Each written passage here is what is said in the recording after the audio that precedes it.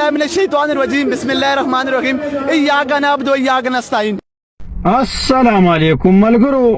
نننې موضوع زما مکمل مختلفه ده، ولې چې زه د پی ټی آی د یو ورکر نه دومره متاثره شوم چې دومره زه د عمران خان نه کله نیم دغه د تقریر نه متاثره شوی. ولې چې د پی ټی آی عمران خان لکه جلسه په مینار پاکستان کې کوله، نو یو ورکر د جلسې معنی دا ده چې لکه یو لیډر خپل ورکر تربیتو کې او غلا پوخه ورکی غره خبردار کی اوغه پوهه کې چې داسې حساب دی، بلکې دغه نه زه دومره کلنې متاثره دی شوی د عمران خان نه لکه څومره چې د ورکر نه متاثره شیم.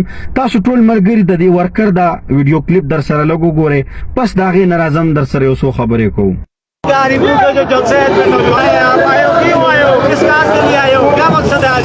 औज़ु बिल्लाहि मिनश शैतानिर रजीम बिस्मिल्लाहिर रहमानिर रहीम। हम खान साहब का जलसा सुनने आए हैं, लेकिन सबसे पहले एक हमें थोड़ा सा खान साहब से ये मुतालबा भी है कि ये एक गलत काम भी हो रहा है जलसे में।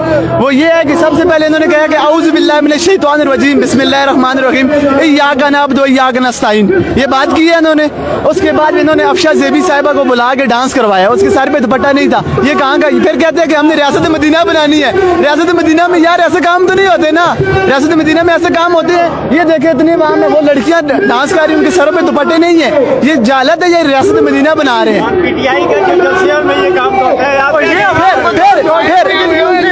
फिर आप इय्याका नअबुदु व इय्याका नस्तईन रियासत मदीना की बात क्यों करते हैं यार? ये तो सही बात नहीं है ना। दीन के लिबादा क्यों ओढ़ते हैं? अगर कंजर है तो फिर सही कंजर बने, अगर मौलवी है तो सही मौलवी बन के बात करें। जी हमारे साथ नौजवान मौजूद है, उन्होंने बहुत जबरदस्त बात।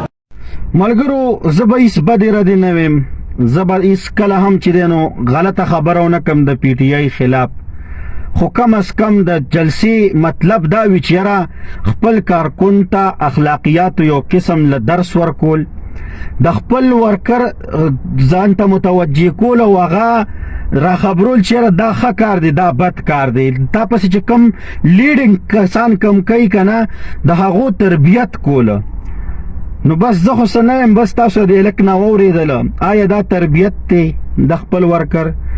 آیا دا پارټي لیډ کول طریقه کار داسې دی؟